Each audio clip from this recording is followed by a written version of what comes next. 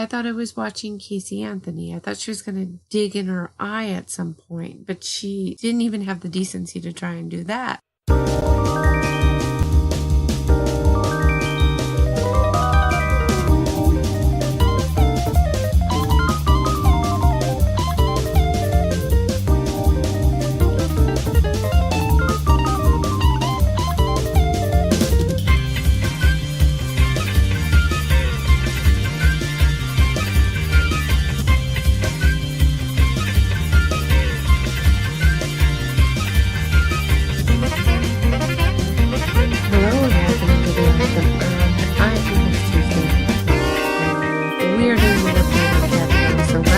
The nation was able to watch testimony from both Dr. Blasey Ford and Brett Kavanaugh in regards to the sexual assault allegations leveled at Kavanaugh by Ford some 36 years ago. Despite recent statements by two other people who have yet to be named in public who claim it was them who were involved in the incident Ford described, Ford insisted that it was Kavanaugh who attacked her, stating confidently 100%, yet the rest of her testimony turned out to be rather uncertain. Ford stated that Kavanaugh, along with two other people she gave names for, was definitely present at this gathering where the alleged attack took place. But all these people, including Kavanaugh, have offered up statements saying they have no recollection of this gathering. Furthermore, Leland Kaiser, the other female, was identified as a lifelong friend of Ford's, stated she doesn't know Kavanaugh, doesn't remember having any interaction with him. Most everyone expected the nomination of Kavanaugh to be voted on and approved, but Senator Jeff Flake ended up being cornered in an elevator by a couple female left-wing activists who basically bullied him into stalling the vote and asking for an investigation by the FBI. The White House then ordered for an FBI investigation to take place. Now, on the 29th of September, a tweet was put out by the Senate Judiciary. The Senate Judiciary today referred potential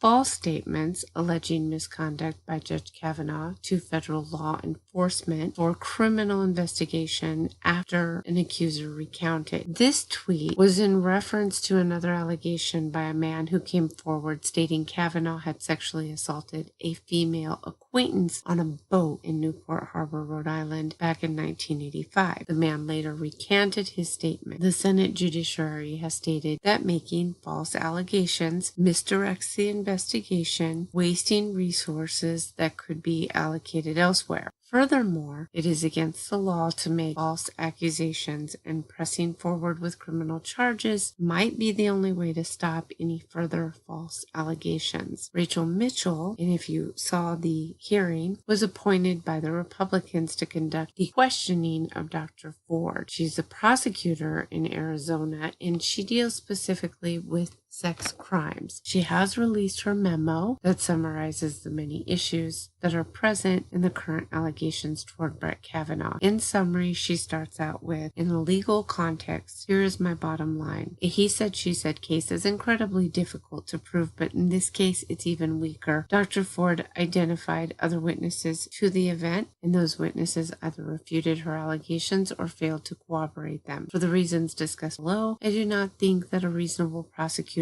would bring this case based on evidence before the committee, nor do I believe that this evidence is sufficient to satisfy the preponderance of the evidence standard. So in essence, she's just saying there's not enough proof here to prove a crime happened, which is beyond a reasonable doubt, nor would it be the standard of proof found in a civil court, which is the preponderance of evidence. Now, before we get into the memo, I have to say I tried to condense all the information that's been coming out into something short, but this is going to be a long one, so get strapped in. I know that a lot of people found Dr. Ford's testimony to be credible. I went into this experience of watching the hearings, which was rather long. I went into it with an open mind, and I have to say, I just did not find her credible. And I will obviously explain why, but for me, I noticed several things that were rather disturbing. Number one, she tried to portray herself as being cutesy and having a little girl voice. And then when she was explaining what happened to her, she started to fry her voice and become really emotional. And there were no tears. I thought I was watching Casey Anthony. I thought she was going to dig in her eye at some point, but she didn't even have the decency to try and do that. She came off as being rather overly emotional for something that had happened 36 years ago. It's one thing to be a victim, but after a certain amount of time, most people, and I would expect somebody who's in the field of psychology to know that it's much more empowering after a certain amount of time to view yourself as a survivor, somebody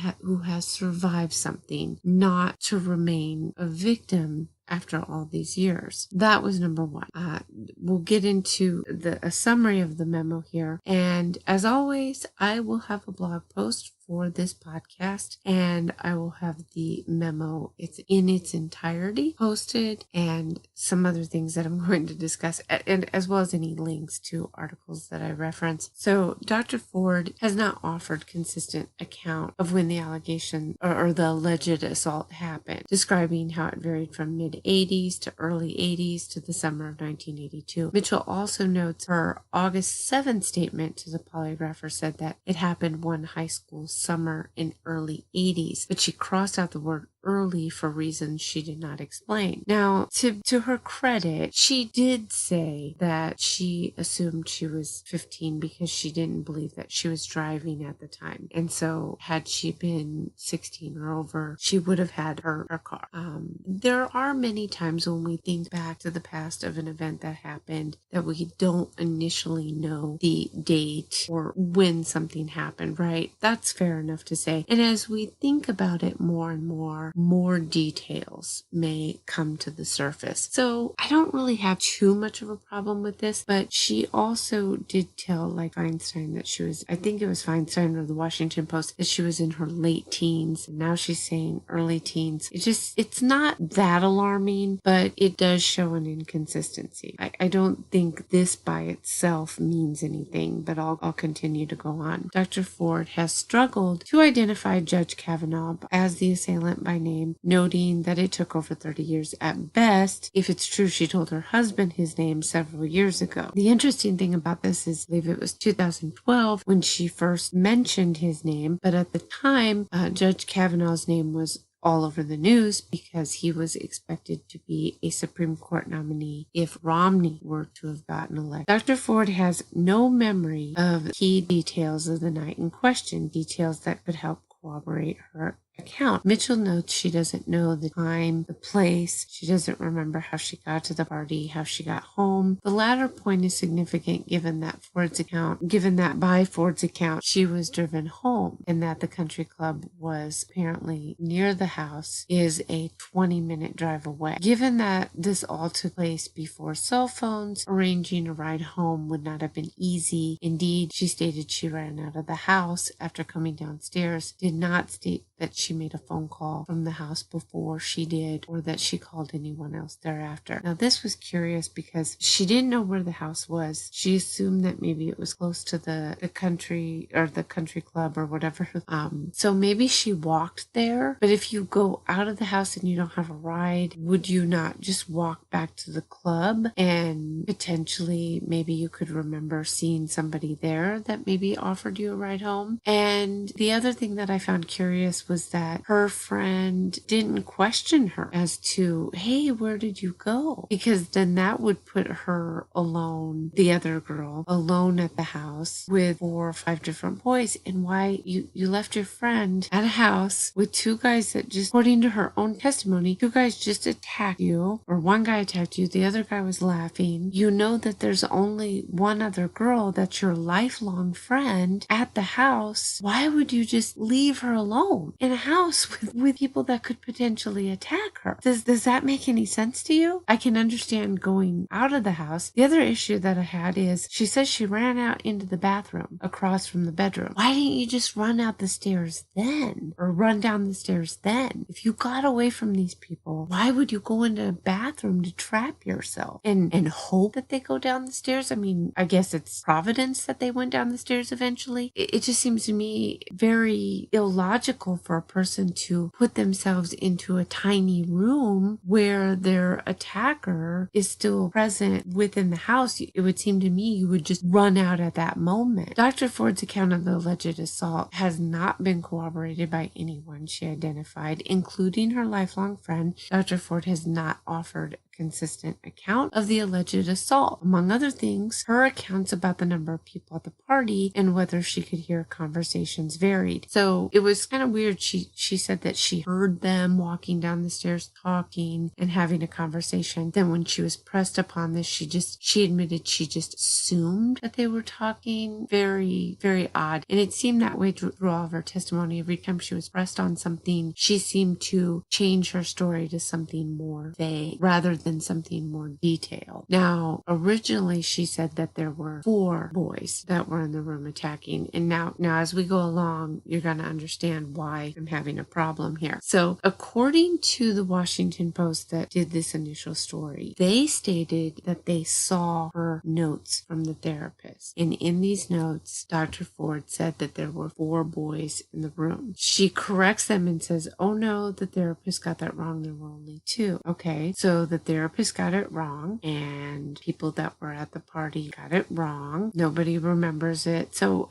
basically everyone's either lying or getting something wrong except her, of course. She doesn't remember any details, but she does remember she only had 1 beer and she wasn't on medication. That she knows for certain. Everything else she doesn't know. Dr. Ford has struggled to recall important recent events relating to her allegations, and her testimony regarding recent events raises further questions about her memory in general. This is perhaps the most damning of all. Her patchy memory from 36 years ago can be chalked up to the odd way that trauma affects individuals, allowing her to recall certain details with confidence while forgetting others. Okay, fair enough. But her failure to recall significant details of interactions that happened over the past few weeks or the past month is even more damning. For instance, Dr. Ford could not remember if she showed a full or partial set of therapy notes to the Washington Post reporter. She also does not remember if she actually had a copy of the notes when she texts the Washington Post. So when she's first questioned by this, she says, I don't know if I gave them partial notes or if I gave them all of the notes. And then when she was pushed further, it becomes less specific. And now she's saying, oh, I don't even know if I had a copy of the notes. So is the Washington Post lying? They're lying now. So the therapist is lying. The Washington Post is lying. The notes, which are touted as a single piece of documentary evidence of her previously describing the assault, were not turned over to the committee. She refused to turn over these notes. She also could not recall whether the polygraph occurred on the day of her grandmother's funeral. So here again, she initially states with almost certainty that she had flown out, and we'll get back to the flying part. She had flown out to, I believe, Maryland, somewhere Maryland, Baltimore, Maryland, and for her grandmother's funeral, and the attorneys that she hired, which were recommended by Diane Feinstein, they had paid and arranged for this polygraph to take place at a hotel. She says she was in a conference room. Okay, fair enough. And she said, and that was then they administered the polygraph after I was done with my grandmother's funeral. Now, she was pressed about this by Mitchell, and she says, well, it could have been the next day. I don't know. Okay, well, the problem with this is not so much that it was done at a hotel.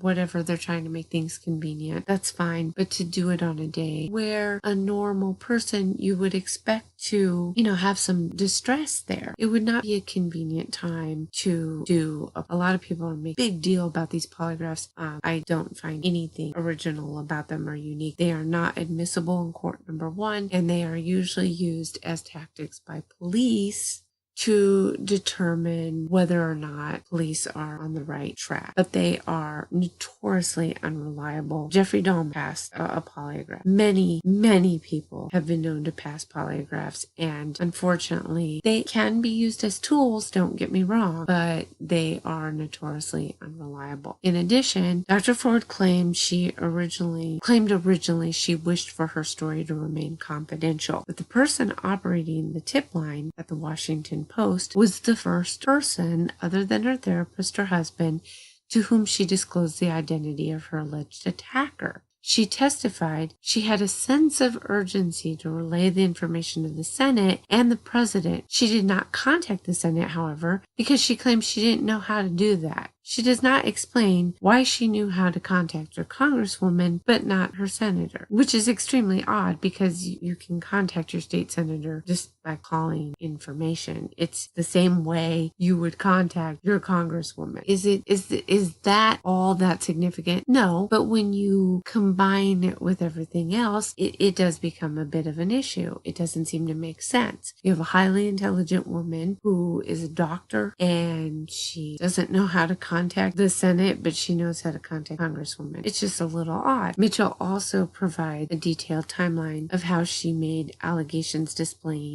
that the activities of congressional Democrats and Dr. Ford's attorneys likely affected Dr. Ford's account. So this was an interesting part in the hearing where Mitchell asked her about the letter and, how she wanted it confidential. She stated she wanted all of this confidential. There was an offer to have the hearing, where she lives, like they could have a private session. The Democrats refused to do this. This is something that's not being reported. They absolutely refused to do this. Not only that, but as we were leading up to this hearing, there were already hearings that were done to qualify Kavanaugh, meaning they do this for everybody who's nominated to be on the Supreme Court justice. And they went through a series of hearings, and the Democrats did not participate in those hearings, even though Feinstein, according to what we now know, had this letter in her possession. So what happened? How did this letter leak to the press? Well, it could have only been one of two options, either Dianne Feinstein herself or someone on her staff, or Dr. Ford. And either way, it appears to be all very political. So Mitchell asked her, getting back to my point, my goodness, sorry for rambling,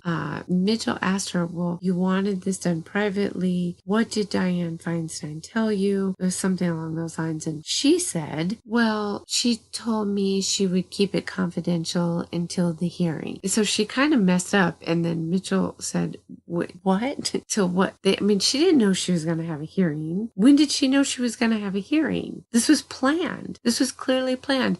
You see her lawyers talking to her. And then all of a sudden she said, no, she said she was going to keep it confidential, period. So it seems obvious to me that there was something going on. This was totally set up, and this is nothing new. We have seen this played out so many times with the Democrats. Justice Thomas, Justice Bork, just recently with Roy Moore. And it's almost like a boy who cried wolf. It's the same storyline, and it always amounts to nothing other than smearing somebody and smearing a man's reputation in the most egregious way. These people are not stupid. They know that these accusations cannot be proven in any way. There's nothing credible here. They know this. Most of the people in the Senate are lawyers. They are very well versed in the law. They know what standard of proof is. They understand that we have a concept in America called innocent until proven guilty. You can't just put a man on trial, essentially, that's what's going on, and say, prove your innocence.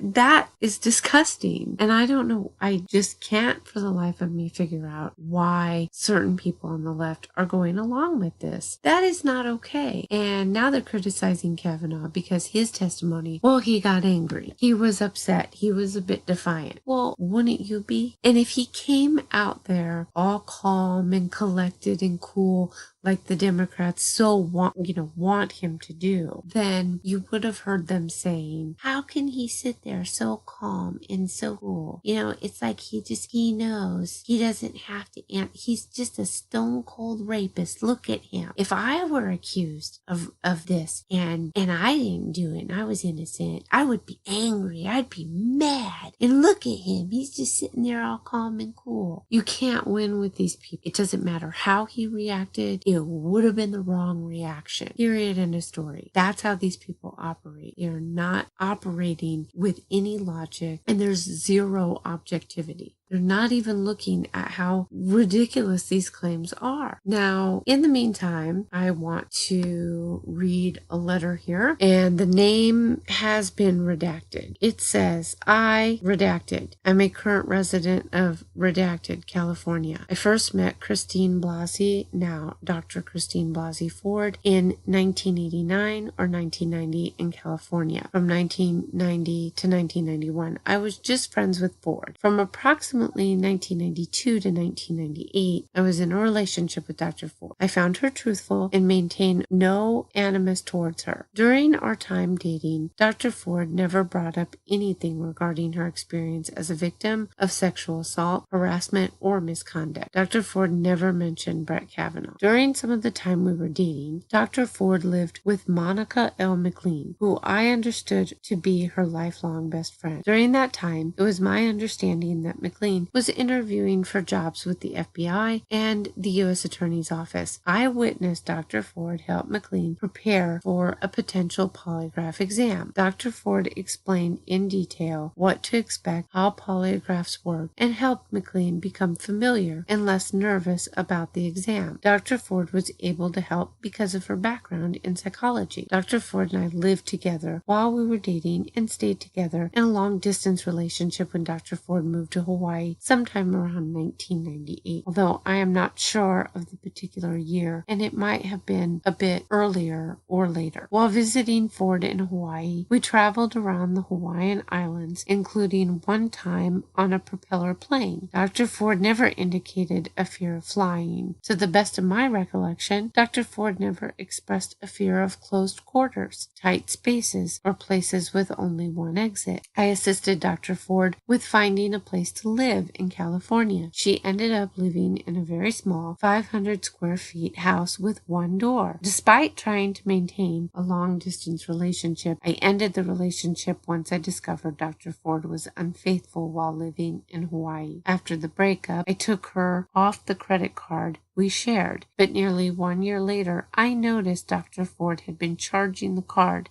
and charged about $600 worth of merchandise. When confronted, Dr. Ford said she did not use the card, but later admitted to the use after I threatened to involve fraud protection or prevention. I didn't speak again to Ford until about 2002, when Ford contacted me briefly. After that, I hadn't thought much about her until I saw her story in the Washington Post on Sunday, September 16, 2018. I do not want to become involved in this process or current investigation, but wanted to be truthful about what I know. Signed, redacted. So I guess we'll find out later on. I don't know how valid this letter is, but I did find it curious that one would want to have two doors when that would require extra security. That makes very little sense to me. I'm just not quite understanding why you would want two doors when that would mean you would, like I said, you would require more security. It doesn't make any sense to me. I'm trying to think of what else. There is another woman, can't remember her name because I've been lost in all of this, but the one woman who claimed, she attended 10 parties where girls were, they ran a train on some girls, they gang raped all these girls until she became a victim. Interestingly enough, she did an interview, and I want to say it was with one of the main networks, CBS, I want to say, and they actually came out with an article that I was reading earlier, and I apologize, I lost it, but they straight up said, look, she told us a different story on camera, and they of course wanted to be objective and not say what happened, but they did admit that she was telling them one thing, and then when the camera got on, she said another. Now, her initial complaint was not that Brett Kavanaugh was one of her attackers, but that he was there at these parties. Well, so were you. You admit to going back to this type of party 10 times. You don't say nothing to nobody, and nobody else says nothing to nobody. I mean, give me a break. That allegation is so ridiculous. And then think back to Kavanaugh. He has a calendar. He kept calendars for all of these years. And thank God he did. And it lends a lot of credibility to all of this. I don't know if the guy, he sounds like he drank some beers. We all drank beers, didn't we? Of course I never did. I was a very pure teenager. And of course, my college years were extremely pure, obviously. But from what I understand, a lot of teenagers and young adults engage in consuming beer and alcohol.